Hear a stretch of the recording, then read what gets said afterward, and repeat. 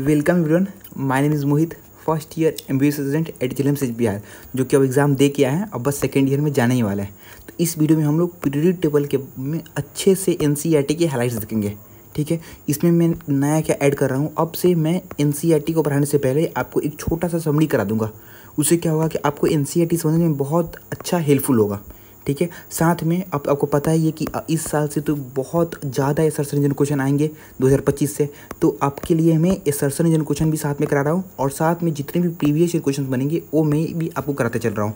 साथ में आपको देखो, जितना भी आपको पीरियोडिक टेबल के बारे में अच्छे से जानना है वो सब कुछ यहाँ पर मैं आपको ऐड कराऊँगा। कैसे आपको याद करना है वो सब कुछ। ठीक है, जितने भी आपको इंपॉर्टेंट बातें यहाँ पर जाननी है सब कुछ। ठीक है, और साथ में आप कोई भी इलेक्ट्रॉनिक कॉन्फ़िगरेशन को देख के कैसे बता सकते हो कि हाँ ये एलिमेंट जो है किस ग्रुप का है, किस पीरियड का है, वो बता सकते हो।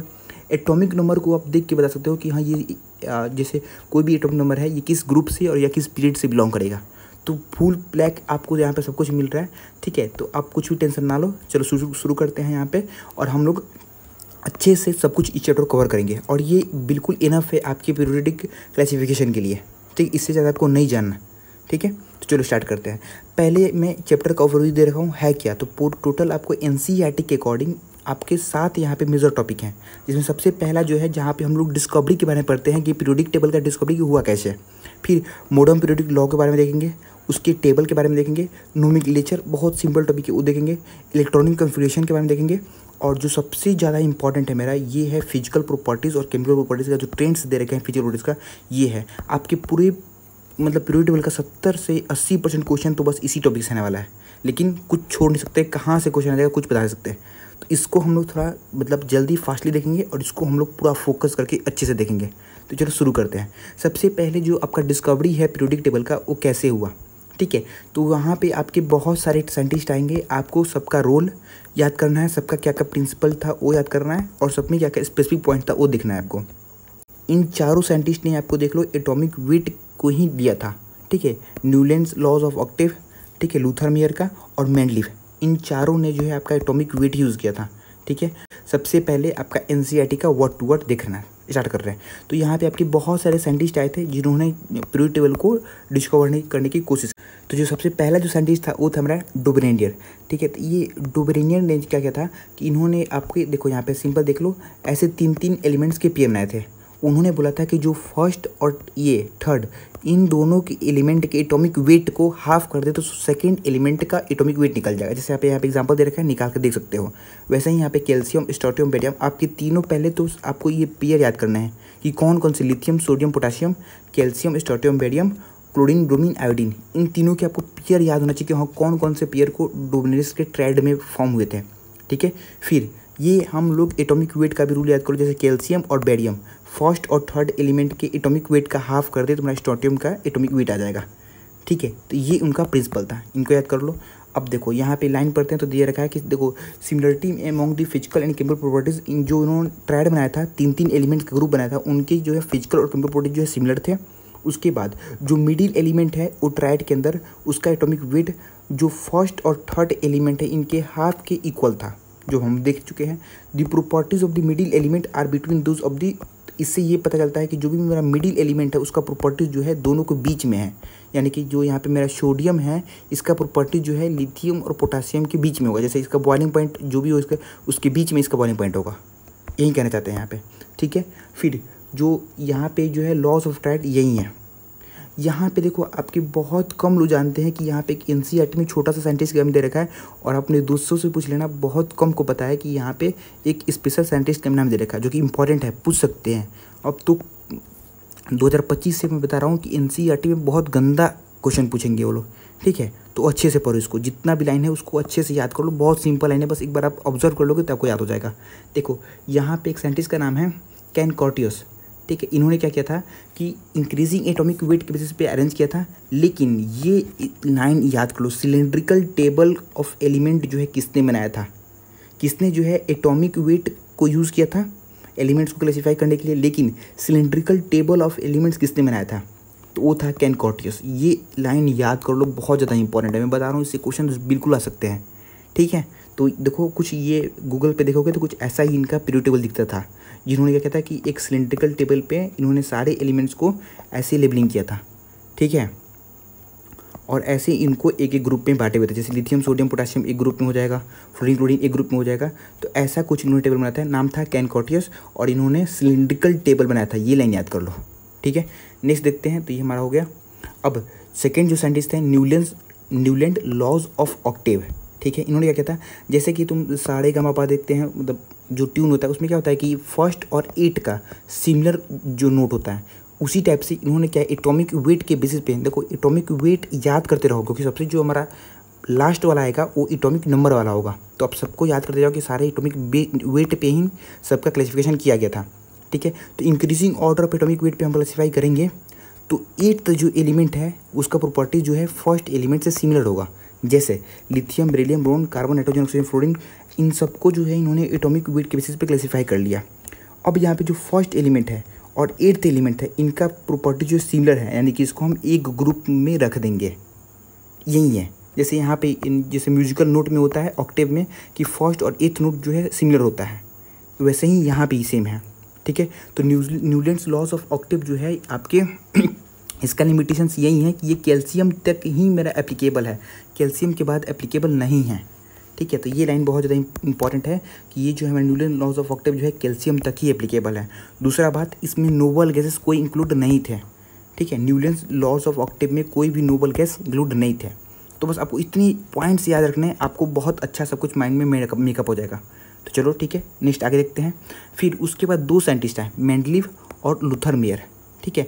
देखो लूथर मेयर के बारे में ज़्यादा तो हमको नहीं पढ़ना है, लेकिन कुछ कुछ पॉइंट इंपॉर्टेंट इस पर क्वेश्चन आ सकते हैं। जेईई में बहुत इससे अच्छे अच्छे क्वेश्चन आए हुए हैं, ठीक है। देखो लूथर मेयर जो है वो क्या किए थे, ठीक है, फिजिकल प्रॉपर्टीज जैसे कि एटॉमिक वॉल्यूम, मेल्टिंग पॉइंट और बॉइलिंग पॉइंट, इनमें से किसी एक को लेके और एटॉमिक वेट की पे ग्राफ बनाए थे। मैं सीधा आपको ग्राफ दिखा रहा हूँ, कंफ्यूज नहीं करूँगा। देखो कोई भी फिजिकल प्रॉपर्टी जैसे कि एटॉमिक वॉल्यूम यहाँ पे लिया हुआ है, यहाँ पे आपकी और भी हो सकते हैं जैसे कि मेल्टिंग पॉइंट, बॉइलिंग पॉइंट, लेकिन यहाँ पे एटॉमिक वॉल्यूम लिया है और यहाँ पे एटॉमिक वेट लिया है, ठीक है। मैं आपको एनसीईआरटी को सिंप्लीफाई करने के लिए जानबूझ के आपको बहुत अच्छे अच्छे क्वेश्चंस में यहाँ पे कराऊंगा भी, और साथ में आपको ग्राफ भी दिखाऊंगा, आपको ज़्यादा ईजिली समझ में आ पाए, ठीक है। तो एटॉमिक वॉल्यूम और एटॉमिक वेट दोनों के बेसिस पे इन्होंने ग्राफ बनाया, ठीक है। और ग्राफ में कुछ ऐसा इन्होंने ऑब्टेंड किया, ठीक है, जो एकदम पीक पोजीशन है, वो मोस्ट हमारे इलेक्ट्रोपॉजिटिव एलिमेंट ऑक्युपाई किए हैं जो कि अल्कली मेटल के हैं। आप देख लो सबसे हाईएस्ट पीक पे क्या है, पीक कौन ऑक्युपाई किया, lithium, sodium, potassium, rubidium, caesium, ये सारे आपकी अल्कली मेटल है। अभी हम इसके बारे में बात करेंगे, लेकिन इतना लाइन याद कर लो कि पीक पे लूथर मेयर ग्राफ के पीक पे क्या था, तो आपके अल्कली मेटल्स थे, ठीक है, इतना याद कर लो। तो कुछ ऐसा इन्होंने लूथर मेयर ने ग्राफ बनाया था जिसमें कि physical properties like atomic volume, melting point, boiling point ये लिया था, और एटॉमिक वेट जो है उसके ग्राफ बनाया था, जिसमें कि इन्होंने देखा कि हाँ बहुत सारे पीरियोडिकली रिपीटेड पैटर्न ऑब्टेंड हो रहे हैं। तो ये उनका ग्राफ था, और इन पे बेस्ट क्वेश्चन यहीं आ सकता है, अगर आएगा कुछ तो यहीं आएगा कि जो मोस्ट इलेक्ट्रोपॉजिटिव एलिमेंट है वो पीक को ऑक्युपाई किए हुए हैं, और जो आपकी इलेक्ट्रोनेगेटिव एलिमेंट है जैसे कि फ्लोरीन, क्लोरीन, ब्रोमीन, आयोडीन, ये असेंडिंग पोजीशन में, जैसे फ्लोरीन यहाँ पे, क्लोरीन यहाँ पे, ब्रोमीन, आयोडीन, तो जो असेंडिंग ग्राफ है वहाँ पे ये हैलोजेंस प्रेजेंट है। तो 2 आप याद कर लो कि हाँ आपके अल्कली मेटल कहाँ पे है और हैलोजेंस कहाँ पे है, इन दोनों को याद कर लो, ठीक है। तो क्वेश्चन बना भी दोगे, दोनों स्टेटमेंट सही है, लेकिन करेक्ट एक्सप्लेनेशन नहीं है दोनों का, ठीक है, बिल्कुल अलग स्टेटमेंट है। अब आगे देखते हैं। अब हमारे यहाँ पे शुरू तो किया था डोबरेनियर ने, ठीक है, पीरियोडिक का रिलेशंस पता करने के लिए डोबरेनियर ने स्टार्ट किया था, लेकिन उसको ख़त्म कौन करेगा, मतलब अच्छा सबसे पहला पीरियोडिक लॉ जो है सबसे फर्स्ट टाइम किसने पब्लिश किया, तो वो था मेंडलीव। अब हम चल रहे हैं मेंडलीव को पढ़ने, ठीक है। हमने बाकी साइंटिस्ट देख लिया, अब सबसे जो इंपॉर्टेंट है जिसको हमको सबसे डिटेल में देखना है वो है मेंडलीव का। पहले इनका लॉस देख लो ध्यान से, एक एक वर्ड को आप समझोगे कि इसमें बहुत सारा आपको मतलब छिपा है। The properties of the element, यानी कि किसी भी एलिमेंट का फिजिकल या chemical properties are the periodic function of their atomic weight, ठीक है, यानी कि फिजिकल और chemical properties of the element जो हैं ये पीरियोडिक फंक्शन होते हैं किसके, एटॉमिक वेट के। ये कहना था मेंडलीव पीरियोडिक लॉ में। ये एटॉमिक वेट को मैं जानबूझ के स्पेसिफाई कर रहा हूँ, उसको देखते जाओ, अभी आपको ठीक इसका अपोजिट मिलेगा। तो ये था मेंडलीव का पीरियोडिक लॉ कि जो बोला था कि एटॉमिक वेट पे जो है वो प्रॉपर्टीज ऑफ द एलिमेंट जो है उनके फंक्शन है, ठीक है। अब मेंडलीव और क्या क्या बोला वो सब देखते हैं यहाँ पे डिटेल में। देखो सबसे पहला बात है कि यहाँ पे मेंडलीव ने जो यूज़ किया था वो हमारा इंक्रीजिंग एटॉमिक वेट यूज़ किया था। बोला कि जितने भी जिसका प्रॉपर्टी सिमिलर हैं एक सेम वर्टिकल कॉलम में लाई करेंगे और ग्रुप में लाई करेंगे। देखो ये अभी मैं बता दे रहा हूँ, जितने भी एलिमेंट जो हैं आपके जो कि सेम ग्रुप में लाई करते हैं या सेम वर्टिकल कॉलम में लाई करते हैं, एनसीईआरटी में आपको ये बार बार दिखेगा, तो मैं अभी किसके क्लियर कर दे रहा हूँ। सबके क्या होते हैं, इलेक्ट्रॉनिक कॉन्फ़िगरेशन जो है वो सेम होते हैं। तो इलेक्ट्रॉनिक कॉन्फ़िगरेशन अगर सेम है तो सबका केमिकल प्रॉपर्टी सेम होगा, सबका रिएक्टिविटी का ऑर्डर सेम होगा, ठीक है। तो वही बात यहाँ पे लिख रखा है कि जितने भी एलिमेंट्स सेम वर्टिकल कॉलम में लाई कर रहे हैं या सेम ग्रुप में लाई कर रहे हैं, सबके प्रॉपर्टी जो हैं वो सिमिलर होंगे, सबके केमिकल प्रॉपर्टीज जो हैं सिमिलर होंगे, ठीक है। तो ये लाइन ई का मतलब ये है। मेंडलीव का जो सिस्टम था उसने क्या किया, मोर इलोबरेट था लूथर मेयर से। बिल्कुल सही बात है, मेंडलीव ने अपना एक पूरा का पूरा पीरियोडिक टेबल ही दिया था, लूथर मेयर ने तो बस ग्राफ दिया था। तो ये कंपैरिजन है कि मेंडलीव का सिस्टम जो है ताकतवर था, मोर इलोबरेट था लूथर मेयर से, ठीक है। और सबसे पहली बार किसी ने अगर पीरियोडिसिटी के बारे में कुछ बताया है तो वो मेंडलीव ने बताया है, ठीक है। ये भी लाइन यहाँ पे बहुत इंपॉर्टेंट है, ठीक है। लेकिन मेंडलीव को ये रियलाइजेशन हो गया कि नहीं, अगर हम बस एटॉमिक वेट को स्ट्रिक्टली फॉलो करेंगे, ठीक है, तो बहुत सारे एलिमेंट तो हमारे क्लासीफाई हो ही नहीं पाएंगे। तो इसीलिए इन्होंने क्या किया, अब एटॉमिक वेट को इग्नोर करना शुरू किया। और उसका एक्सेप्शन आपको बहुत जल्दी यहाँ पे देखने को मिल जाएगा। जो आयोडीन है और टेलुरियम है, मैं आपको सीधा ग्राफ दिखाता हूँ। देखो ये टेबल में देखो आयोडीन और ये टेलुरियम, तो इनका जो ये था फंडा कि हाँ एटॉमिक वेट के इंक्रीजिंग ऑर्डर में अरेंज किया। तो आयोडीन का तुम देखो यहाँ पे एटॉमिक वेट कम है टेलुरियम से, तो आयोडीन को तो पहले आना चाहिए था, लेकिन ये टेलुरियम के बाद आया है। तो ये लॉ के अनुसार गलत है, एटॉमिक वेट के अनुसार गलत है। लेकिन तभी इन्होंने फ्लोरीन क्लोरीन में आयोडीन को डाल दिया, क्योंकि ये हैलोजन है, इनका प्रॉपर्टीज इनसे मैच कर रहा था। तो इन्होंने एटॉमिक वेट को यहाँ पे इग्नोर किया, ठीक है। तो ये यहाँ पे एक एक्सेप्शन है, मतलब इनके लॉ अपने खुद लॉ को खुद वायलेट कर दिए, ठीक है। तो यहाँ पे खुद दे रखा है कि आयोडीन जो है इनका एटॉमिक वेट कम होने के बाद भी टेलुरियम के बाद इसको प्लेस किया गया, क्योंकि इनका जो है प्रॉपर्टी जो है हैलोजन से सिमिलर था, इसीलिए ये एक एक्सेप्शन है, इंपॉर्टेंट है, याद कर लो। अब आगे देखो, यहाँ पे आपके बहुत सारे गैप इन्होंने पीरियोडिक टेबल में छोड़ रखे थे। मेंडलीव ने अपने पीरियोडिक टेबल में बहुत सारे गैप छोड़ रखे थे। क्यों छोड़ रखे थे? क्योंकि इन्होंने बहुत सारे एटॉमिक एलिमेंट को पहले ही ये प्रिडिक्ट कर दिए।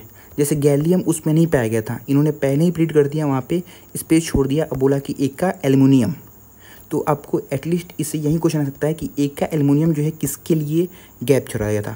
बाद में जो पता उस एक का एल्युमिनियम की जगह पे किसी एलिमेंट को जो प्लेस किए उसका नाम क्या था, तो ये आपको याद करना पड़ेगा। तो एक का एटलीस्ट एनसीईआरटी में तो 2 दे रखा है, लेकिन आप 4 याद कर लो। एक का एल्युमिनियम है, यानी कि ये गैलियम के लिए स्पेस छोड़ा गया था। एक का सिलिकॉन है, ये जर्मेनियम के लिए छोड़ा गया था। मैं इसको याद करा दे रहा हूँ, आपको टेंशन मत ना लो, ठीक है। यहाँ पे दे रहा है कि बहुत सारे जो है गैप छोड़े गए पीरियोडिक टेबल के अंदर, ठीक है, जो कि अनडिस्कवर्ड एलिमेंट के लिए थे। बोथ गैलियम और जर्मेनियम जो है बाद में मिले, लेकिन उनके लिए गैप जो है पहले छोड़ दिए थे, जो कि एक का एल्युमिनियम और एक का सिलिकॉन में था, ठीक है। और ये इनके जो गैलियम और जर्मेनियम की प्रॉपर्टीज सेम है। इनको आप कैसे याद करके देखो, एल्युमिनियम है, एक का एल्युमिनियम के जस्ट नीचे क्या है, गैलियम है। तो एक का एल्युमिनियम किसके लिए स्पेस छोड़ा गया था, गैलियम के लिए। जैसे यहाँ पे सिलिकॉन है, ठीक है, तो एक का सिलिकॉन का स्पेस किसके लिए छोड़ा गया था, उसके जस्ट नीचे कौन है, जर्मेनियम है। तो आप ऐसे याद कर सकते हो, ठीक है। मैंने अपने टाइम में ऐसा ट्रिक बनाया था, बहुत मतलब उनको इफेक्टिव था। तो एक का एल्युमिनियम आपको तो ये मैं अभी याद कराऊंगा ही, तो अभी ये याद कर लो, एल्युमिनियम के नीचे क्या है, गैलियम, और सिलिकॉन के नीचे क्या है, जर्मेनियम। तो एक का एल्युमिनियम यानी गैलियम और एक का सिलिकॉन यानी कि जर्मेनियम, ठीक है। तो ऐसे ही आप इसको याद कर सकते हो। अब देखो मेंडलीव पीरियोडिक टेबल के बारे में कुछ जानते हैं। पहले सबसे फर्स्ट पब्लिश्ड पीरियोडिक लॉ था, ये लाइन याद कर लो, बहुत अच्छा पूछते हैं इस लाइन को कि सबसे पहला पब्लिश्ड पीरियोडिक लॉ क्या था, तो मेंडलीव का था, ठीक है। दूसरा, इसमें आपके मेंडलीव ने जो टर्म यूज़ किया था वो था सीरीज़, पीरियड यूज़ नहीं किया है।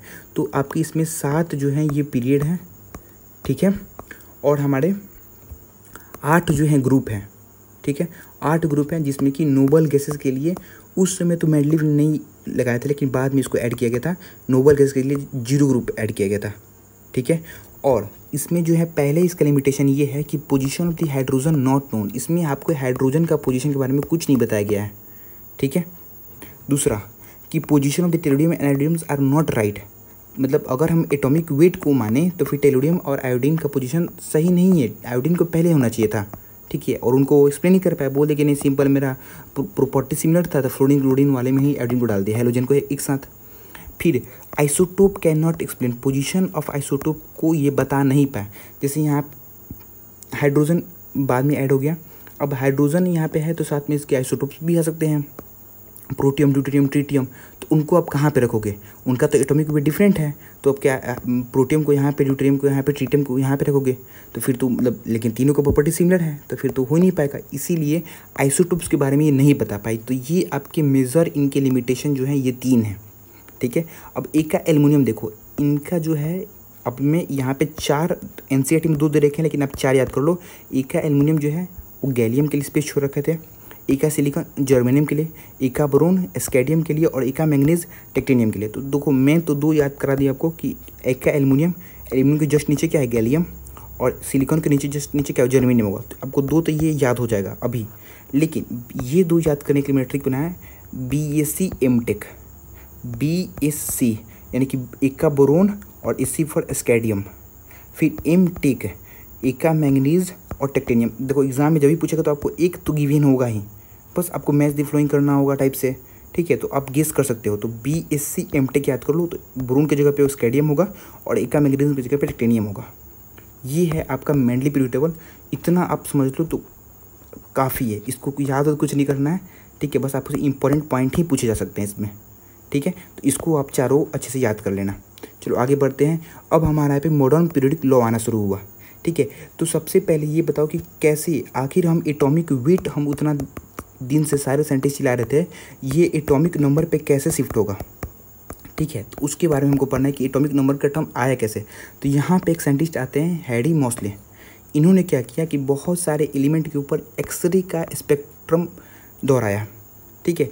तो हुआ क्या, जो भी एलिमेंट से हमारे फ्रीक्वेंसी रिलीज हुए उनका root, square root of frequency, ठीक है। जो भी मेरे एक्सरे जो इमिट हुए मेटल से, कोई मेटल से जो भी मेरा एक्सरे इमिट हुआ उसका फ्रीक्वेंसी का स्क्वायर रूट और एटॉमिक नंबर, इन दोनों को जब इन्होंने प्लॉट किया एक ग्राफ पे, तो जो आपकी एटॉमिक नंबर और ये जो फ्रीक्वेंसी का रूट अंडर वैल्यू है उनका एक स्ट्रेट लाइन मिला आपको, ठीक है।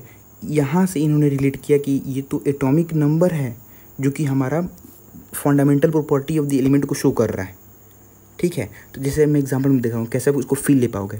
देखो 20 जो है यहाँ पे एटॉमिक नंबर है, ठीक है। यहाँ पे मान लो कैल्शियम का हो गया, तो कैल्शियम का जो यहाँ पे मेरा फ्रीक्वेंसी आया, root square root of frequency आया वो 1 आया, ठीक है। और यहाँ पे जो मेरा कोई 40 एलिमेंट का है, इसका जो है स्क्वायर रूट ऑफ फ्रीक्वेंसी आया वो 2 आया।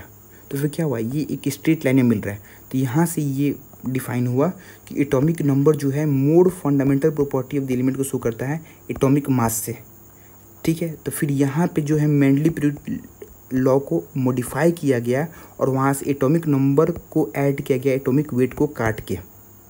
तो क्या था, अब जो मेरा नया जो लॉ बना वो क्या था कि the physical and chemical properties of the element are the periodic function of their atomic number, वहाँ पे एटॉमिक वेट था, ठीक है। तो ये चीज़ था, ठीक है। तो ये था आपका मॉडर्न पीरियोडिक लॉ। आगे बढ़ते हैं, ये कुछ खास नहीं दे रखा है, ऐसे फालतू टाइम वेस्ट किया है। यहाँ पे देखो जो long form of periodic table है इनके बारे में पढ़ते हैं। अब यहाँ से मेरा मॉडर्न पीरियोडिक टेबल आएगा और आपका लॉन्ग फॉर्म ऑफ जो पीरियोडिक टेबल वो आएगा। तो साथ साथ में ये क्या कहूँगा, एनसीईआरटी की लाइन पढ़ने के बाद आपको इस जो एनसीईआरटी का पीरियोडिक टेबल है उसमें आपको उस चीज़ों को हाईलाइट करते रहूँगा, तो आपको एक एक्यूरेट फील आएगा। क्योंकि अगर बिना इसको देखे आप ये चैप्टर पढ़ोगे तो फिर आप अपना टाइम वेस्ट करोगे, ठीक है। तो देखो जो long form of periodic table है वो क्या है, मोस्ट कन्वीनियंट है एंड वाइडली यूज्ड है, ठीक है। इसमें हमारे बहुत सारे सीरीज़ हैं और पीरियड्स हैं। कितनी सीरीज़ हैं, कितने पीरियड हैं, ठीक है। तो आपके टोटल 18 जो है ग्रुप है ठीक है, और 7 जो है आपके पीरियड्स हैं, ठीक है। अब देखो, ठीक है, इतनी आपको, और यहाँ पे कभी कभी वर्टिकल कॉलम यूज़ कर लेंगे ग्रुप के लिए, ठीक है। और पीरियड्स और सीरीज़ जो हैं आपके वो 7 हैं। उसके बाद देखो जो आपके IUPAC के द्वारा मतलब क्या क्या ये जो 18 ग्रुप है इसको रिप्लेस कर दिया गया बीच में, ये भी इंपॉर्टेंट है, कभी कभी ये भी पूछ देते हैं आपसे, ठीक है। 1A 2A जो 18 आपका टोटल ग्रुप्स हैं, ठीक है, उसको हम 1A 2A 3A 4A 5A ऐसे बांटा हुआ है, ठीक है। फिर बी में 2 है, 1B 2B, फिर 3B 4B 5B 6, तो इसको आप अच्छे से देख लो। ए कितना है, बी वाला कितना है, और बीच में 8 का कोई सब डिवीज़न नहीं है। टोटल 18 ग्रुप को ऐसे भी बांटा हुआ है रोमन नंबर में, तो इसको भी आप देख सकते हो। कभी कभी ये भी पूछ सकते हैं, ठीक है। मैं आपको क्वेश्चन दिखाऊंगा, अभी मैंने ऐड कर रखा है, वहाँ पे ये भी पूछ रखे हैं, ठीक है। तो चलो, ये भी एक क्लासिफिकेशन है यहाँ पे ग्रुप्स का, ये हो गया। उसके बाद देखते हैं the periods number corresponding to the highest. हाँ, अब देखो, ये तो मैं अभी आपको सिखाऊंगा प्रॉपर कि कैसे आप पीरियड नंबर को डिफाइन करोगे, ठीक है, किसी भी एलिमेंट का, तो वो हमें बता रहा हूँ वहाँ पे। फिर देखो, जो फर्स्ट पीरियड है इसमें 2 एलिमेंट है, फिर ये ठीक है। देखो, ये जो मेरा फर्स्ट पीरियड है जिसमें हाइड्रोजन और हीलियम है, इसमें आपके 2 एलिमेंट हैं। जो सेकेंड पीरियड है इसमें आपके 8 एलिमेंट हैं। जो थर्ड पीरियड है इसमें आपके 8 एलिमेंट है। जो फोर्थ पीरियड है इसमें 18 है। जो फिफ्थ पीरियड है इसमें 18 एलिमेंट है। जो सिक्स पीरियड है इसमें 32 एलिमेंट है। और जो सेवन्थ पीरियड है इसमें भी 32 एलिमेंट है। तो याद कर लो, अभी मैं आपको यहाँ पे मैंने हाईलाइट कर रख के लाया हुआ कि आप इसको ज़रूर अच्छे से देख लो कि कितने कितने एलिमेंट आपके प्रेजेंट हैं। 2, 8, 8, 18, 18, 32, 32, इसको रैंडम याद कर लो, बहुत ज़्यादा इंपॉर्टेंट है, ठीक है। तो फर्स्ट पीरियड में कितने एलिमेंट है, 2, 8, 8, 18, 18, 32, 32, ठीक है। इसको याद कर लो कि हाँ, आपके ग्रुप वाइज जो है कितने एलिमेंट्स प्रेजेंट हैं, ठीक है। ये हो गया। आगे देखते हैं, नेक्स्ट दे रखा है मेरा वही है कि जो फर्स्ट पीरियड इसमें 2 एलिमेंट है, फिर आगे जो है 8, 8 है, फिर 18, 18, फिर 32, 32 एलिमेंट प्रेजेंट है, ठीक है। जो 32 एलिमेंट प्रेजेंट हैं आपके, देखो, जो 32 एलिमेंट प्रेजेंट है वो प्रेजेंट है 6th और 7th ग्रुप के अंदर। वो क्यों है, क्योंकि यहाँ पे एफ ब्लॉक एलिमेंट्स हैं, यहाँ पे है लेंथेनॉइड और यहाँ पे है एक्टिनॉइड। तो लेंथेनॉइड और एक्टिनॉइड के प्रेजेंट होने के कारण आपके यहाँ पे 32, 32 दोनों में ग्रुप 6 और 7 में प्रेजेंट है। उसको यहाँ पे दे रखा है कि लेंथेनॉइड और एक्टिनॉइड जो है 14 एलिमेंट होते हैं लेंथेनॉइड में और 14 एलिमेंट्स हैं मेरे एक्टिनॉइड में, तो इनके कारण से इनका बढ़ गया नंबर। अब देखो, एक क्वेश्चन आप करके दिखाओ यहाँ पे हमको, ठीक है। सिंपल सा क्वेश्चन है, जल्दी से कमेंट करो, ठीक है। ये क्वेश्चन करके दिखाओ, ठीक है। वीडियो को पॉज कर लो, ठीक है। अब देखो, सिंपल सा वही क्वेश्चन है। देखो, ऐसा क्वेश्चन आपको आ सकता है, ठीक है। एनसीईआरटी में सब कुछ दे रखा है, ग्राफ नहीं दे रखा, ग्राफ आप खुद से ड्रॉ करना पड़ेगा आपको, ठीक है। तो हेनरी मोसले ने एक्सरे को जो स्पेक्ट्रम यूज़ किया था, इसको कैसे जो है प्लॉट किया था वो आपको बताना है। तो root under frequency of X ray emitted by the element और अगेंस्ट एटॉमिक नंबर, तो ये बी वाला जो है आपका सही है, ठीक है। रूट म्यू अपॉन जेड, ये इनको, और जो हमको रिजल्ट मिला था वो स्ट्रेट लाइन मिला था, और यहीं से हम एटॉमिक नंबर को फंडामेंटल प्रॉपर्टीज में ऐड किए थे, ठीक है। अब आगे बढ़ते हैं। यहाँ पे अब आपका पहला जो टर्म था वो कंप्लीट हो गया, पहला जो मेरा यहाँ पे टॉपिक था वो कंप्लीट हो गया। दूसरा टॉपिक जो है नोमेनक्लेचर वाला शुरू होता है। ये कुछ नहीं है, बस आपको समझना है। हुआ क्या कि बहुत सारे कंट्रोवर्सी होने लगे, ठीक है। कोई बहुत सारे एलिमेंट्स उसमें डिस्कवर हो रहे थे, तो कोई देश कुछ और नाम लग रहा है, कोई और लग रहा है, तो बहुत ज़्यादा कन्फ्यूजन होने लगा। तो और जितने भी आपकी हाइयर एटॉमिक नंबर वाले एलिमेंट्स हैं वो अनस्टेबल होते हैं, बहुत ही माइन्यूट क्वांटिटीज़ में होते हैं और बहुत ही फ्यू एटम्स उनके ऑब्टेंड होते हैं, ठीक है। इसीलिए हमने प्रॉपर एक IUPAC ने आपका नोटेशन दिया है कैसे नोमेनक्लेचर करना है एलिमेंट्स को, ठीक है। तो शुरू करते हैं। देखो, सबसे पहले एक यहाँ पे देख लो, अमेरिका के अंदर जो 104 एलिमेंट डिस्कवर हुआ, 104th एलिमेंट जो डिस्कवर हुआ, अमेरिका उसका नाम रख दिया रदरफोर्डियम। और जो सोवियत यूनियन था, जो उसमें अब रसिया बोलते हैं उसको हम, तो उसने जो नाम रख दिया वो था क्रुकवेटोवियम, ठीक है। क्रुकेटोवियम, सॉरी नोमेनक्लेचर मतलब थोड़ा पसीना पसीना हो गया है बोलते बोलते, इसलिए थोड़ा दिक्कत हो रहा है, ठीक है। तो क्रुकेटोवियम रखा, तो ये कन्फ्यूजन हो गया, ठीक है। तो फिर हमने रदरफोर्डियम को ही सही रखा। तो वो करना क्या है, पहले आपको ये याद करना है कि हर डिजिट का नेम क्या है, ठीक है। तो जो डिजिट आपके दे रखे हैं और नेम उनको आपको याद करना है। 0 है तो नील बोलेंगे, 1 अगर है नंबर, देखो करने क्या वाला है पहले समझ लो फिर आप याद करना। जैसे ये 104 वाला एलिमेंट है, इसका नाम क्या होगा, तो 1 है इसलिए इसको ऑन बोलेंगे पहले, 0 है फिर इसको नील बोलेंगे, 4 है तो क्वाड बोलेंगे और लास्ट में EM ऐड कर देंगे, ठीक है। तो हम यही करने वाले हैं और अभी हम यही पढ़ने वाले हैं, ठीक है। देखो, सबके लास्ट में हम EM ऐड कर देंगे और ये किसके लिए वैलिड है, तो जितने भी एलिमेंट्स जिसका एटॉमिक नंबर 100 से ज़्यादा है उसका नोमेनक्लेचर हम ऐसे करते हैं, ठीक है। अगर मान लो 0 है तो 0 है तो फिर उसका नाम क्या होगा, नील। जैसे यहाँ पे था 0 से नील। फर्स्ट है तो अन, और 2 है तो बाई, 3 है तो ट्राई, 4 है तो क्वाड, 5 है तो पेंट, 6 है तो हेक्स, सेप्ट, ऑक्ट, इन। इस तरह से हम इनका नोमेनक्लेचर करेंगे, ठीक है। अब फॉर एग्जांपल यहाँ पे 1 से 4 है तो जैसे 1 है तो एक 1, 0 है तो नील, 4th है तो क्वाड और लास्ट में ऐड कर देंगे ईएम, ठीक है। ऐसे उनको नोमेनक्लेचर करना है। लेकिन आपको साथ में ये टेबल दे रखा है, ठीक है। अच्छा लड़का पढ़ने में होगा तो क्या करेगा, एटॉमिक नंबर याद करेगा, साथ में IUPAC ये भी याद कर लेगा। लेकिन अभी तो NTA गुस्सा में है, वो ठान लिया है कि इनको 6:30 से पे रोक देंगे, 7 से पे नहीं जाने देंगे, ठीक है। और ऐसा क्वेश्चन आया भी है जिसमें कि आपको इनका IUPAC का ऑफिशियल नेम पे क्वेश्चन पूछा था 2020 के अंदर। सोच लो अगर ये क्वेश्चन ऐसे आ जाए तो अच्छे लोग नहीं याद करके गए होंगे या भूल जाएंगे। मैं खुद बता रहा हूँ बहुत लोग इसको नहीं याद करते हैं, लेकिन ये क्वेश्चन आया हुआ है 2020 के अंदर, जहाँ पे इनका जो IUPAC ऑफिशियल नेम का ऑर्डर पूछ दिया मैच द फॉलोइंग में किस एलिमेंट का ऑफिशियल नेम क्या है। तो ये तो आपको जस्ट आपको सेकेंड्स में आप बता दोगे कि हाँ इसका नाम क्या है IUPAC नोमेनक्लेचर से, लेकिन ऑफिशियल नेम भी याद करना है आपको, और कुछ तो नहीं, लेकिन एटलीस्ट कम से कम 5 तो याद कर ही जाओ जो कि आपको एग्ज़ाम में आया हुआ है, ठीक है। तो देख लो यहाँ पे इन्होंने IUPAC नेम दे दिया नोमेनक्लेचर वाला और फिर ऑफिशियल नेम भी दे दिया। अब आप मैच द फॉलोइंग करते रहो और बताओ गलत इसमें कौन सा है, ठीक है। तो ऐसे क्वेश्चन आपको आते हैं, इसीलिए आपको बस ये दोनों तो हो ही गया याद, लेकिन आपको ये याद करना ही करना है IUPAC ऑफिशियल नेम वाला, ठीक है। तो एक बार फिर से बता देते हैं ये किसके लिए वैलिड है, जिसका एटॉमिक नंबर 100 से ज़्यादा है उसके लिए वैलिड है, ठीक है। अब आगे बढ़ते हैं। आगे क्या दे रखा है, एक एग्जांपल दे रखा है, ठीक है। ये सारे एलिमेंट्स हैं 100 से ज़्यादा जिसके हैं एटॉमिक नंबर वहाँ से लेके 118 तक वैलिड है, ठीक है। 20 तक भी बोल सकते हो, क्या दिक्कत है। देखो 1 to 0 है, इसका बताओ क्या होगा, IUPAC नेम क्या होगा। सिंपल है, 1 है तो ऑन, 2 है तो बाई, 0 है फॉर नील, लास्ट में EM लगा देंगे तो ऑन बाई नील यम, ठीक है। तो ऐसे आप यूज़ कर सकते हो। तो यहाँ पे आपका दूसरा टॉपिक भी जो था नोमेनक्लेचर वाला वो कंप्लीट होता है। कुछ नहीं है, बस आपको जो चैलेंजिंग है ये है ऑफिशियल नेम वाला याद करना, ठीक है। तो अब आगे बढ़ते हैं। अब है यहाँ पे इलेक्ट्रॉनिक कॉन्फ़िगरेशन के बारे में देखने के लिए, ठीक है। देखो अब हम थोड़ा सा यहाँ पे रिलेट करेंगे जो आप स्ट्रक्चर ऑफ एटम में पढ़े होगे, ठीक है, कि 4 क्वांटम नंबर होता है N L M। तो 4 क्वांटम मतलब principal quantum number, azimuthal quantum number, magnetic quantum number और स्पिन क्वांटम नंबर, ठीक है। सबका सिग्निफिकेंस वहाँ पे हम लोग पढ़े हैं।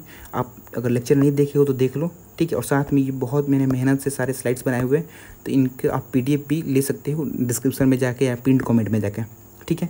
देखो तो यहाँ पे जो आपका प्रिंसिपल क्वांटम नंबर है, यहाँ पे आपको पता ये क्या है, ये रिप्रेजेंट करता है 1 2 3 को रिप्रेजेंट करता है, K L M को। हम थोड़ा सा रिलेट करते हैं क्योंकि आपको यहाँ पे दिक्कत ना हो, अगर आपका स्ट्रक्चर ऑफ एटम कमजोर है तभी आपको दिक्कत नहीं होना चाहिए। यहाँ पे ये L जो है एजीमुथल क्वांटम नंबर हो गया, ये सबसेल को डिफाइन करता है, SPDF को मैग्नेटिक क्वांटम नंबर हो गया और स्पिन क्वांटम नंबर हो गया, ठीक है। तो उनके बेसिस पे हम सबका इलेक्ट्रॉनिक कॉन्फ़िगरेशन लिखते हैं। सेल यानी कि KLM 1 2 3 उनको लिखते हैं N=, ठीक है। साथ में यहाँ पे हम सब सेल को भी यूज़ करते हैं SPDF लिखने के लिए, तो लिखेंगे 5S। तो 5 क्या है यहाँ पे, मैं अभी याद करा दे रहा हूँ, याद कर लो, कन्फ्यूज़न नहीं रखो। ये N है जो कि क्या है आपका प्रिंसिपल क्वांटम नंबर है, और इस क्या है, ये सब सेल है, ये सेल है, ये सब सेल है, ठीक है, जो कि ये N होता है और ये L होता है, ठीक है। तो आगे बढ़ते हैं। अब बताओ इलेक्ट्रॉनिक कॉन्फ़िगरेशन की पीरियड्स क्या होगा, ठीक है। तो आपके जो हैं 7 पीरियड हैं। हम एक एक करके जो NCERT में दे रखा है एटलीस्ट उसको तो हम लोग ध्यान से देख ही लेंगे। क्या है, बोला है कि फर्स्ट पीरियड के आपके 2 एलिमेंट है, हाइड्रोजन है और हीलियम है, पता ही है। हाइड्रोजन का 1H1 होगा, हीलियम का 1H2 होगा। ये आपका हाइड्रोजन हुआ, ये आपका हीलियम हुआ, ये पहला ग्रुप है, ठीक है। तो 1S1 हो गया और ये तो इसका 1S2 हो जाएगा। ये फर्स्ट पीरियड है, ठीक है। आगे जो दूसरा मेरा पीरियड है N=2 है, वो क्या हुआ, लिथियम। जो सेकेंड पीरियड है उसमें हमको पता है कि टोटल 8 एलिमेंट हो गए, 2 8 8 18 18 32 32।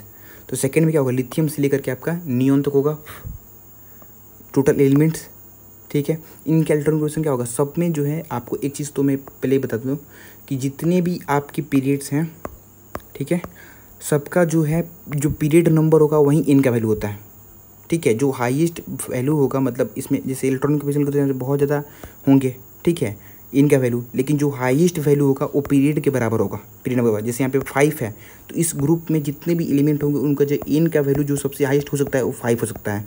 ये 4 वाले हैं तो इनका वैल्यू 4 हो सकता है। ये 3 वाले हैं तो इसके हाईएस्ट वैल्यू जो इनका हो सकता है वो 3 हो सकता है। तो अगर 2 है तो 2s1 2s2, ठीक है, 2s2 2p3 2p1 sorry 2p2 2p3 2p4 2p5 2p6 ऐसे जाएगा, ठीक है। तो ऐसे ही आप जो है ये चीज़ यूनिवर्सल है, याद कर लो कि जो पीरियड का नंबर है, ठीक है, वहीं इसका हाईएस्ट वैल्यू ऑफ n होता है, ठीक है। तो यहाँ पे आपके सेकंड पीरियड हो गए।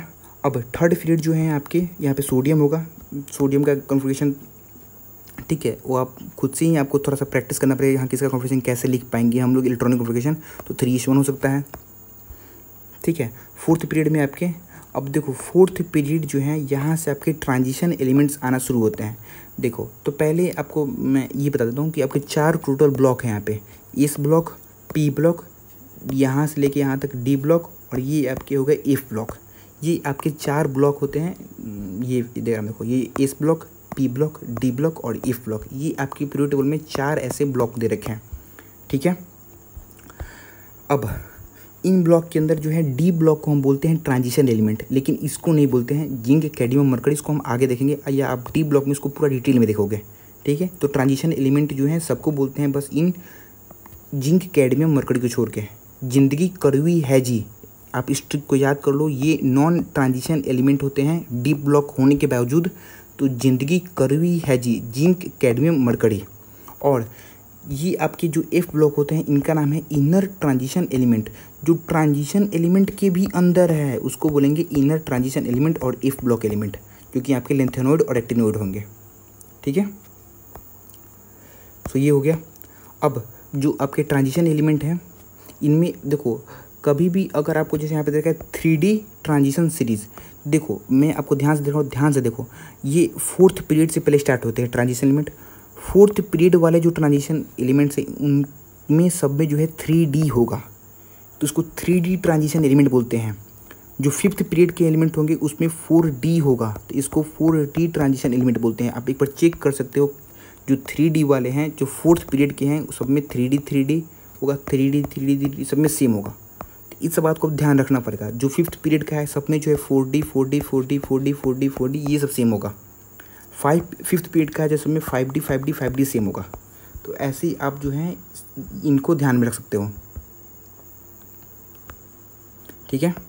आगे पढ़ते हैं। 5D वाला जो है जो सिक्स पीरियड में लाई करता है सब में 5D होगा, ठीक है। तो ये आप देख लिए।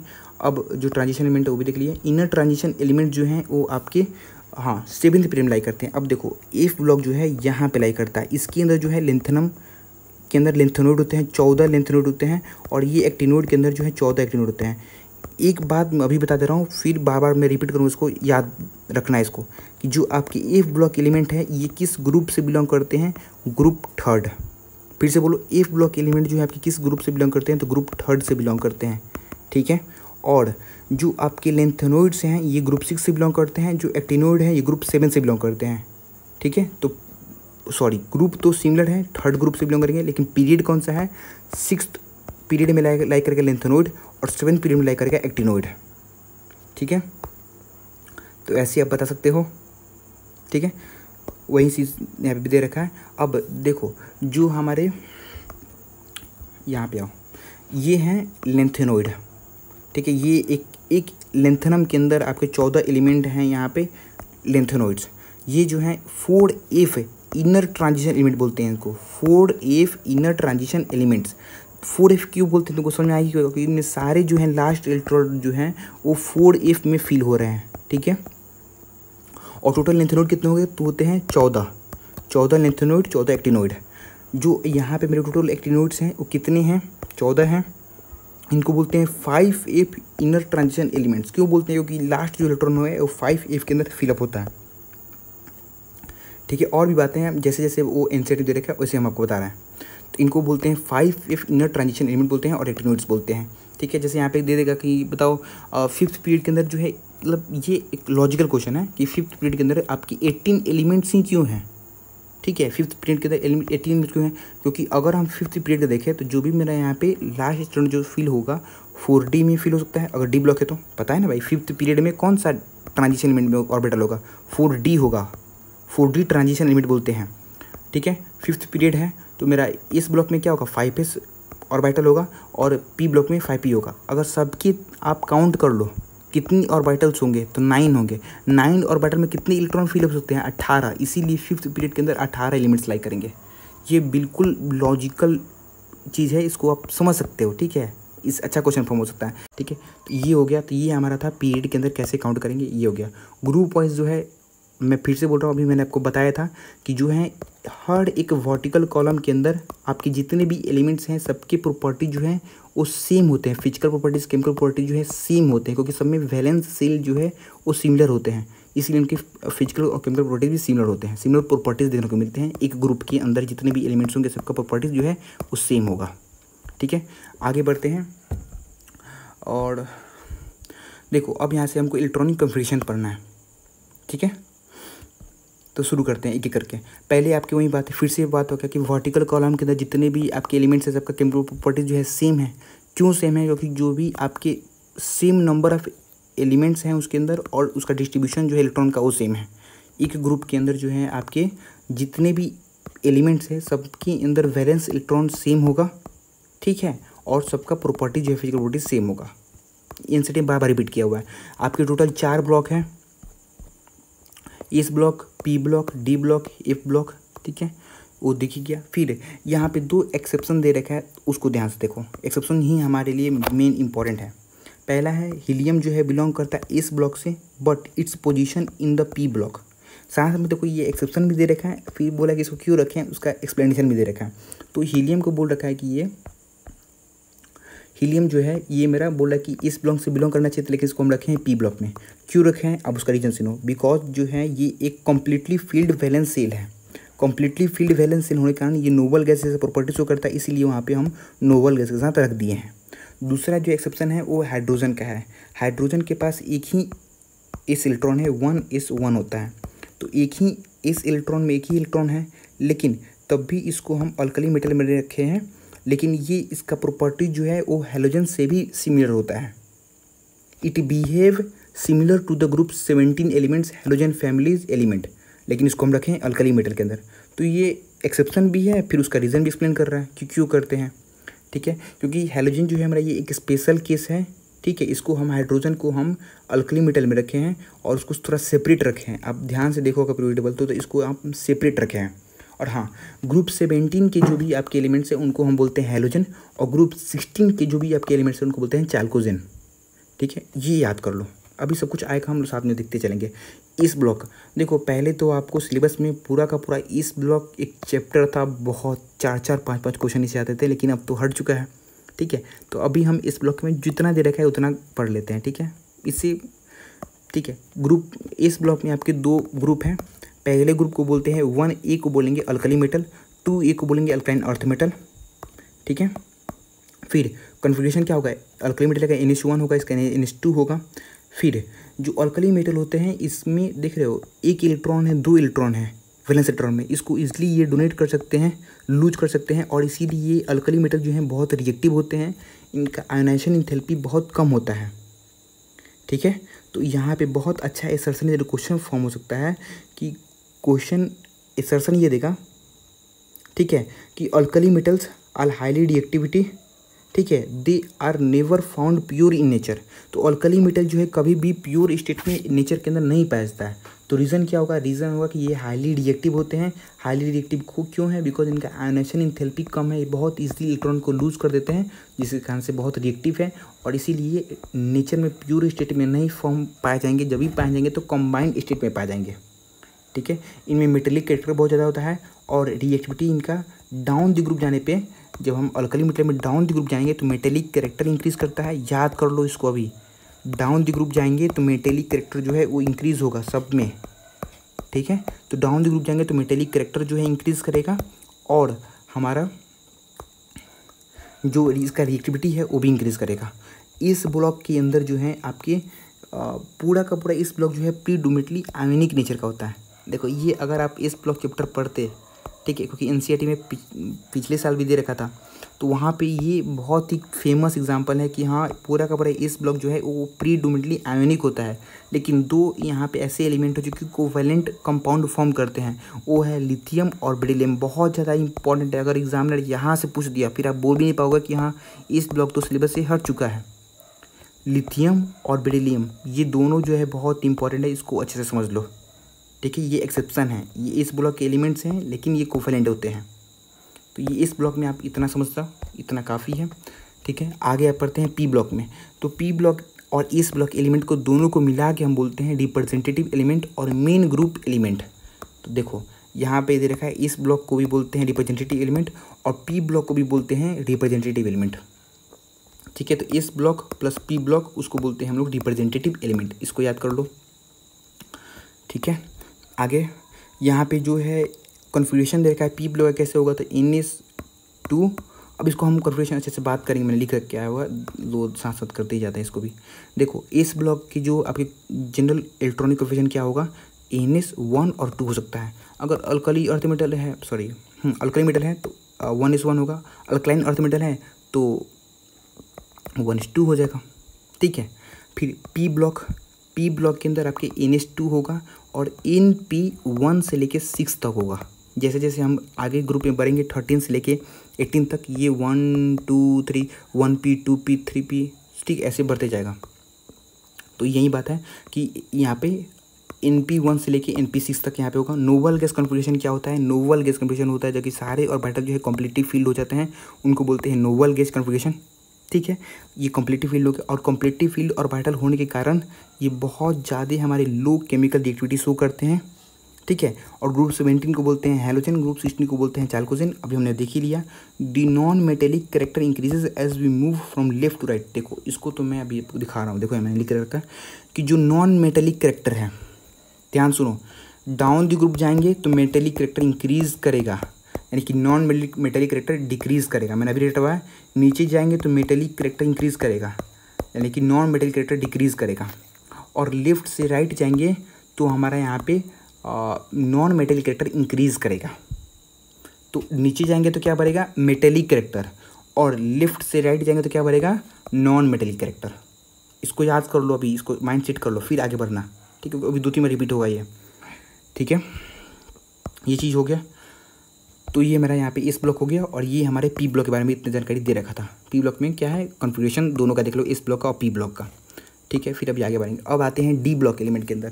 पहले डी ब्लॉक एलिमेंट क्यों है, क्योंकि इनमें जो है फीलिंग जो है इनर डी ऑर्बिटल के अंदर होता है। जनरल इलेक्ट्रॉनिक कॉन्फ़िगरेशन से क्या होगा, ठीक है, मैंने सब इसको अपने जो प्रीमियम टेलीग्राम चैनल है उस पर मैंने अपलोड कर रखा है, आप वहाँ से इस PDF को ले सकते हो और वहाँ पे सब कुछ सिस्टमेटिक अपलोडेड है। ठीक है, सारे चैप्टर का। सो डी ब्लॉक जो है यहाँ पे इनका जनरल इलेक्ट्रॉनिक कॉन्फ़िगरेशन क्या होगा, N-1 D 1 से लेकर 10 तक और NS 0 और 2। ठीक है, ये ऐसे आपको दे रखे हैं। ठीक है, तो इसको याद कर लो और आप इसे थोड़ा प्रैक्टिस करोगे तो सही हो जाएगा कि हाँ कि मतलब ये तो आपको डी ब्लॉक सिलेबस में है ही, तो पूरा वहाँ पे आपको ये बैठ जाएगा, उसका टेंशन मत लो। ठीक है, तो डी ब्लॉक में ये हो गया। फिर आपको पता ही है कि 3D series, 4D series, 5D series है। ठीक है, 3D सीरीज़ अभी NCERT में भी दे रखा है, मैं आपको यहाँ भी करा दे रहा हूँ। जो 3D सीरीज़ है वो कहाँ से, स्केडियम से लेकर के जिंक तक होता है, 21 से लेकर 30 तक होता है। जो 4D सीरीज़ है यानी कि 5th पीरियड के अंदर जो लाई करेगा वो आपके 39 से लेके 48 तक होता है। ठीक है, और ये तो याद कर लो कि ये जो है आपके डी ब्लॉक एलिमेंट है, लेकिन ये ट्रांजिशन एलिमेंट नहीं है, ये हैं नॉन ट्रांजिशन एलिमेंट्स और इनका नाम है जिंदगी, करवी, हैजी, जिंक, कैडमियम, मरकरी। ठीक है, तो ये सारे हो गए आपके। और डी ब्लॉक में हम यहाँ पे थे, जनरल कॉन्फ़िगरेशन भी हो गया। सारे के सारे जो डी ब्लॉक एलिमेंट हैं सारे मेटल हैं। अब जो भी मेरे ट्रांजिशन एलिमेंट होते हैं डी ब्लॉक के, उनको सारे के सारे कलर्ड होते हैं, सब में वेरिएबल ऑक्सीडेशन स्टेट देखने को मिलता है, सब पारामैग्नेटिक होते हैं, सब कैटलिस्ट की तरह बिहेव करता है। ये आपको सिमिलर एक टेबल के फॉर्म में आपको डी ब्लॉक में दे रखा है, तो देख लो, यहाँ भी देख लो, वहाँ भी देख लो, याद हो जाएगा। सब कलरफुल होते हैं। ठीक है, क्यों होते हैं, रीज़न वहाँ पे तुमको पढ़ना, कलरफुल कलर शो क्यों करते हैं, मैंने पढ़ा रखा है, बहुत अच्छे से डी ब्लॉक पढ़ा रखा है, पी ब्लॉक भी पढ़ा रखा है, आप जाके देख सकते हो एक बार। ठीक है, NCERT की पूरी हाइलाइट्स, ठीक है, वहाँ पे मैंने अपलोडेड है। फिर ऑक्सीडेशन स्टेट बहुत वेरिएबल होता है, पारामैग्नेटिक नेचर का होता है और ये कैटलिस्ट की तरह बिहेव करते हैं। ठीक है, ये याद कर लो।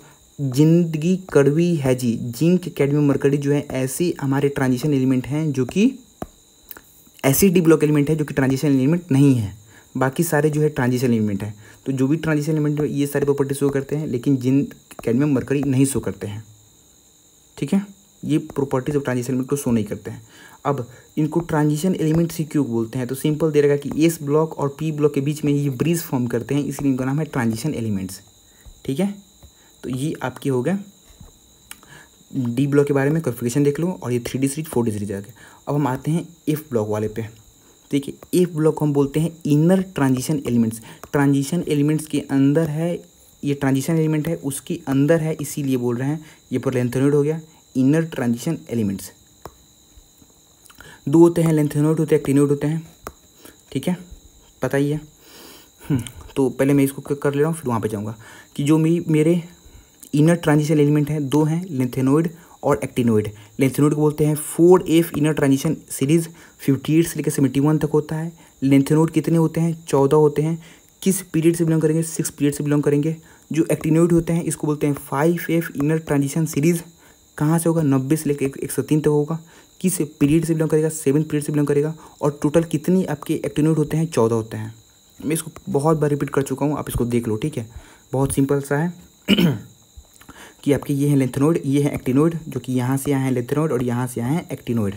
ठीक है, और 4F इनका जो है 4F इनर ट्रांजिशन एलिमेंट बोलते हैं। लास्ट इलेक्ट्रॉन जो 4F में फिलअप होगा, इसमें 5F में फिलअप होगा। ठीक है, ये हो गया। अब देखो यहाँ पे एक बहुत अच्छा ऐसा सही क्वेश्चन फ्रेम हो सकता है, उसको देख लो कि बोल रहा है कि the properties of the elements are quite similar to the. ठीक है, जो मेरे सारे के सारे पहले मेटल हैं, जितने भी एफ ब्लॉक एलिमेंट है सारे के सारे मेटल हैं।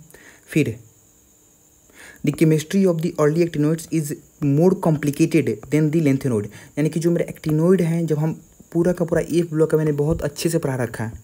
ठीक है, आप एक बार चेक कर लो, वहाँ पे मैंने एक्टिनोइड लेंथेनोइड का सबको याद भी करवाया। देखो मैं अभी याद नहीं कर पा रहा हूँ आपको, ठीक है, वहाँ पे मैं करा दूँगा, ये कुछ मैं अभी याद करा दूँगा, लेकिन आप एफ ब्लॉक का आपको देखना ही पड़ेगा। वहाँ पे मैंने अच्छे से सब कुछ याद कर रखा है, तो वहाँ पे आप देख लेना उसको। ठीक है, तो जो भी मेरे एक्टिनोइड हैं, ये मोर इन कॉम्प्लिकेटेड केमिस्ट्री होता है इनका लेंथेनोइड के कॉम्पिटिशन में। बिकॉज एक्टिनोइड जो है क्यों होता है, क्योंकि एक्टिनोइड का ऑक्सीडेशन स्टेट जो है बहुत ज़्यादा वेरिएबल होता है। इसके कारण एक्टिनोइड का जो है मेरा केमिस्ट्री जो है बहुत कॉम्प्लिकेटेड होता है। ठीक है, एक्टिनोइड जो है ये रेडियो एक्टिव भी होते हैं। और यूरेनियम के बाद जितने भी एलिमेंट प्रेजेंट है उसको बोलते हैं ट्रांस यूरेनियम एलिमेंट। देखो आपका, अगर मैं यहाँ पे स्प्लिट कर दूँ, यहाँ पे आपका था लेंथेनोइड एक्टिनोइड, तो इसको मैं स्प्लिट कर दिया ऐसे, यहाँ पे आपका यूरेनियम लाई करेगा। यूरेनियम के बाद यहाँ से लेके यहाँ तक जितने एलिमेंट लाई कर रहे हैं सबको बोलेंगे ट्रांस यूरेनियम एलिमेंट। जैसे अगर आप यहाँ पे देखो, यहाँ पे आपका यूरेनियम है, यूरेनियम के बाद जितने ये सारे एलिमेंट, इनको बोलेंगे ट्रांस यूरेनियम एलिमेंट, और प्लस ये वाले, इन दोनों को मिला के बोलेंगे ट्रांस यूरेनियम एलिमेंट। ठीक है, क्योंकि ये तो यहीं पे लाई कर रहा है, तो ये सारे हुए ही, फिर ये भी हो जाएंगे, इन सबको बोलेंगे ट्रांस यूरेनियम एलिमेंट्स। जितने भी एलिमेंट्स यूरेनियम के बाद हैं उनको बोलेंगे ट्रांस यूरेनियम एलिमेंट। तो आपको ऐसा क्वेश्चन पूछ सकता है कि इसमें बताओ ट्रांस यूरेनियम एलिमेंट कौन से नहीं है, तो आपको पता होना चाहिए कि यूरेनियम के बाद कौन कौन से एलिमेंट लाई कर रहा है। ठीक है, ये सारे हो गए। फिर यहाँ पे दे रहेगा कि अगर एटॉमिक नंबर 117 है तो फिर इसका बताओ हैलोजन फैमिली, अच्छा कहाँ पे लाई करेगा। ठीक है, अब हम चलो एक, आप सब कुछ पढ़ लिए। ठीक है, यहाँ पे पीरियोडिक टेबल के बारे में। अब हम पता करते हैं कि कैसे हम डिफाइन करेंगे कि कोई भी एलिमेंट किस ग्रुप से लाई कर रहा है और किस पीरियड से लाई कर रहा है। दो तरीका है, पहला आपको आपका दोस्त ही पूछ सकता है आपको, ठीक है, इलेक्ट्रॉनिक कॉन्फ़िगरेशन देगा और फिर पूछेगा बताओ ये किस ग्रुप से लाई कर रहा है, किस पीरियड से लाई कर रहा है। अगर जैसे यहाँ पे देखो इलेक्ट्रॉनिक कॉन्फ़िगरेशन पहले हम देखते हैं। ठीक है, अगर 5s1 कॉन्फ़िगरेशन में है, 5s1 4s1 4s2 ऐसा करके, ठीक है, लास्ट जो है सब जो इलेक्ट्रॉन फिलअप हो रहा है यहाँ फिलअप हो रहा है। ठीक है, तो देखो पीरियड नंबर तो मेरा फिक्स है, जो मैक्सिमम वैल्यू ऑफ एन होता है, मतलब यहाँ पे बहुत सारा कॉन्फ़िगरेशन लिख रखा है, तो जो एन का मैक्सिमम वैल्यू है एन, वहीं हमारा यहाँ पे पीरियड नंबर होता है। ये यूनिवर्सल है, चाहे एस ब्लॉक हो, पी ब्लॉक हो, डी ब्लॉक हो, एफ ब्लॉक हो, कहीं भी हो, जो मैक्सिमम वैल्यू ऑफ एन होगा वहीं हमारा पीरियड नंबर होता है। ठीक है, ग्रुप नंबर क्या हो सकता है, ग्रुप नंबर हमारा हो सकता है अगर एस ब्लॉक है तो नंबर ऑफ वैलेंस इलेक्ट्रॉन है वहीं उसका हो जाएगा ग्रुप नंबर। जैसे यहाँ पे 5s1 है तो एन का मैक्सिमम वैल्यू क्या है 5 है, तो ये 5th पीरियड का हो गया। और हमारा ग्रुप नंबर क्या है 1 है, तो ये 1 ग्रुप का हो गया। यानी कि 5s1 आपके ग्रुप नंबर क्या है 1, पीरियड नंबर क्या है 5। ठीक है, पी ब्लॉक एलिमेंट्स कर पता करें तो पीरियड नंबर फिक्स है कि मैक्सिमम वैल्यू ऑफ जो मेरा एन होगा वहीं पीरियड नंबर होगा। जैसे यहाँ पे कोई कॉन्फ़िगरेशन आपको दे दिया 3s2 3p3, तो एन का वैल्यू मैक्सिमम क्या है 3 है, तो यानी कि पीरियड नंबर जो है मेरा 3 हो गया। लेकिन ग्रुप नंबर क्या होगा, तो यहाँ पे जो फार्मूला है ग्रुप नंबर इक्वल टू होता है valence electron plus 10, valence electron plus 10। तो वैलेंस इलेक्ट्रॉन कितना है आपका 3 और 2 5, 5 प्लस 10 इक्वल टू 15। तो ये आपके पीरियड होगा 3 और ग्रुप होगा 15, डी ब्लॉक एलिमेंट्स। ठीक है, इनमें आपके पहले वही है, period number equal to same है, मैक्सिमम वैल्यू ऑफ एन कितना है, मैक्सिमम वैल्यू 4 है, तो इसका पीरियड नंबर हो जाएगा मेरा 4। ग्रुप नंबर क्या होगा, तो इसका फॉर्मूला मैंने यहाँ पे लिख रखा है कि sum of the n-1d electrons and N S electron. देखो जैसे यहाँ पे अगर n इक्वल टू 4 है आपका, तो क्या होगा 3d होगा। ठीक है, 3d होगा और 4s होगा। वहीं मैंने यहाँ पे लिख रखा है कि जो n-1 है यानी कि 3d है, इसका इलेक्ट्रॉन और इसका इलेक्ट्रॉन दोनों को जोड़ दो तो ग्रुप नंबर आ जाएगा। ठीक है, तो 5 + 1 6, तो ग्रुप नंबर हो गया 6 और पीरियड नंबर हो गया 4। तो ऐसे ही आपको कोई भी दोस्त आपका पूछे क्वेश्चन में, एग्जाम में क्वेश्चन है कि इलेक्ट्रॉनिक इक्वेशन दे दिया, बताओ ग्रुप नंबर क्या होगा, तो ऐसे हम बता सकते हैं। अब एटॉमिक नंबर से कैसे पता करेंगे ग्रुप नंबर, एटॉमिक नंबर से ग्रुप नंबर कैसे पता करेंगे, तो देखो सबसे पहले 18 plus atomic number minus atomic number of next noble gas. देखो जो भी आपके टेबल हैं ये आपको ये तो याद होना ही चाहिए, बहुत ज़्यादा इंपॉर्टेंट है कि सारे के सारे नोबल गैसेस का नाम मेरे साथ अभी याद करो, बहुत ज़्यादा इंपॉर्टेंट है। Helium, neon, argon, krypton, xenon, radon. ठीक है, जो भी आपके नोबल गैसेस हैं उसका नाम याद कर लो, helium, neon, argon, krypton, xenon, radon. ठीक है, साथ में इसका एटॉमिक नंबर भी याद करो, 2, 10, 18, 36, 54, 86। Helium, neon, argon, krypton, xenon, radon, 2, 10, 18, 36, 54, 86। ठीक है, ऐसे आप रिपीट कर, निमोनिक्स मत बताओ, ऐसे याद कर लो, आपको बहुत अच्छे से याद हो जाएगा। ठीक है, और ये तो आपको याद होना ही चाहिए, बिना इसके याद हुए कुछ नहीं हो सकता। Helium, neon, argon, krypton, xenon, radon. ठीक है, तो कैसे भी एटॉमिक नंबर से हम लोग ग्रुप नंबर कैसे पता करेंगे। ठीक है, देखो 18 प्लस एटॉमिक नंबर, जैसे हमको दे दिया, कोई दोस्त बोल दिया कि 75 कोई एटॉमिक नंबर है, बताओ उसका किस ग्रुप से और किस पीरियड से बिलोंग करेगा, तो 75 है। 18 + 75 माइनस इसके बाद कौन सा नोबल गैस लाई करेगा उसका एटॉमिक नंबर, तो 2, 10, 18, 36, 54, 86। तो 75 के बाद तो मेरा 86 है, तो 18 + 75 माइनस 86 कर देंगे तो 7 आ जाएगा, ये 7th ग्रुप से लाई करेगा। और फिर आपको ये भी याद होना चाहिए 86 जो आप एटॉमिक नंबर बोले हो ये किस ग्रुप का है, 2, 10, 18, 36, 54, 86। ये 86 जो है आपका 6th पीरियड के अंदर लाई कर रहा है, तो ये आपका 6th पीरियड का एलिमेंट है। और 6th पीरियड नंबर जो है मेरा वो 6th हो गया, और उसका ग्रुप कौन सा होगा 7th हो गया, तो पीरियड नंबर 6 ग्रुप नंबर 7 हो गया। ऐसे आप तुरंत पता कर सकते हो। लेकिन अगर आपका वैल्यू यहाँ पे -7 आ जाएगा, फिर क्या करना है, तो फिर उसको 18 को हमको रिप्लेस कर देना है 32 से, 32 plus atomic number minus atomic number of next noble gas. ठीक है, जैसे यहाँ पे आपका 75 था, 75 इसमें क्या यहाँ पे होगा, तो हमको यहाँ पे नेक्स्ट नोबल गैस ये वाला लेना है। ठीक है, इसके बाद जो 86 था, ठीक है वैसे करना है। अब देखो एक सिंपल सा और ट्रिक देख लो, 104 से लेके 118 तक जितने भी एलिमेंट हैं इनके लास्ट जो 2 डिजिट हैं वहीं आपके होते हैं ग्रुप नंबर। ये सबसे इजी ट्रिक है, यहाँ पे कुछ नहीं करना है। अगर आपको बोल दे कोई 106 है, बताओ ये किस ग्रुप से लाई करेगा, 6, सिंपल। अब पीरियड नंबर 7, सबका पीरियड यहाँ से 104 से लेकर 118 तक जितने भी एलिमेंट्स हैं, यहाँ पे आप देख लो 104 से लेके 118 तक जितने भी एलिमेंट्स हैं सबका पीरियड नंबर सेम है, वो है 7th। सॉरी यहाँ पे मैंने गलती से 6 लिख रखा है, सॉरी 7th ही है, पीरियड नंबर 7th होगा। और ग्रुप नंबर जो है लास्ट 2 डिजिट होगा। ठीक है, आप इसका भी मैं क्वेश्चन कराऊंगा, आप देख लेना। ठीक है, यहाँ पे आपको मेटल, नॉन मेटल, मेटेरोइड के बारे में बेसिक्स दे रहेगा, जो कि आप हमेशा क्लास 10th में पढ़े ही होंगे। ठीक है, मेटल आपके टोटल 78%, जितने भी एलिमेंट हैं उनका 78% आपके मेटल हैं। ठीक है, मेटल्स जो हैं आपके रूम टेम्परेचर पे सॉलिड होते हैं, लेकिन इसका एक्सेप्शन दे रखा है मरकरी हो गया, गैलियम हो गया, सीजियम हो गया। ठीक है, जो कि इसका मेल्टिंग पॉइंट बहुत कम होता है। ठीक है, मेटल्स का जनरल प्रॉपर्टीज क्या होता है कि high melting point, high boiling point, conductor of heat, electricity होता है, मेलिएबल होता है, डक्टाइल होता है। मेलिएबल क्या होता है, जिसको हम थिन शीट में हैमर से ठोक के उसको फ्लैट कर दें। या डक्टाइल क्या होता है, जिसको हम एक वायर के फॉर्म में ड्रॉ कर लें। तो ये मेटल का जनरल प्रॉपर्टीज हो गया। नॉन मेटल क्या होता है, नॉन मेटल आपके सॉलिड हो सकते हैं या गैसेस हो सकते हैं। ठीक है, इनका low melting point, boiling point होता है। ठीक है, इनका एक्सेप्शन जो है बोरोन है, बोरोन और कार्बन, इनका मेल्टिंग पॉइंट, बॉइलिंग पॉइंट कम नहीं होता है, ज़्यादा होता है। ठीक है, जितने भी आपके नॉन मेटल्स हैं ये poor conductor of heat and electricity होते हैं, ये सॉलिड एंड ब्रिटल होते हैं, और ये ना ही मेलिएबल होते हैं ना ही डक्टाइल होते हैं। तो जनरल प्रॉपर्टी जो कि आपके क्लास 10 में पढ़े वही सारे हैं, ठीक है।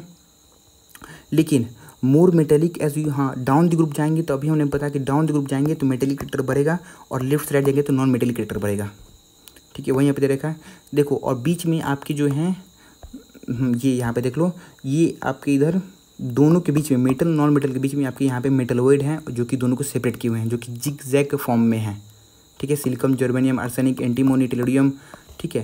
तो ये आपके वहीं पर सिलिकम, जर्मेनियम, आर्सेनिक, एंटीमोनी, एंटेलोडियम, ये सारे आपके मेटलॉइड हैं जो कि मेटल और नॉन मेटल के बीच में जो कि दोनों को सेपरेट कर रहे हैं, ठीक है। तो कुछ क्वेश्चंस कर लेते हैं जल्दी से, फास्ट है। अब आपको दे रखा है एटॉमिक नंबर 114 है, सॉरी 1114 है।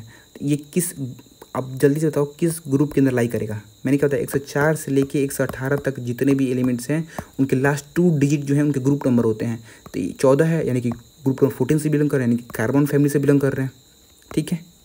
फिर जैसे यहाँ पे ये इलेक्ट्रॉनिक कॉन्फ़िगरेशन दे दिया और बोला कि बताओ इस किस ग्रुप से बिलोंग कर रहा है, ठीक है। तो 3D3 4s2, ठीक है। तो आपको लास्ट वही 2 डिजिट काउंट होता है, 5th ग्रुप से बिलोंग करेगा।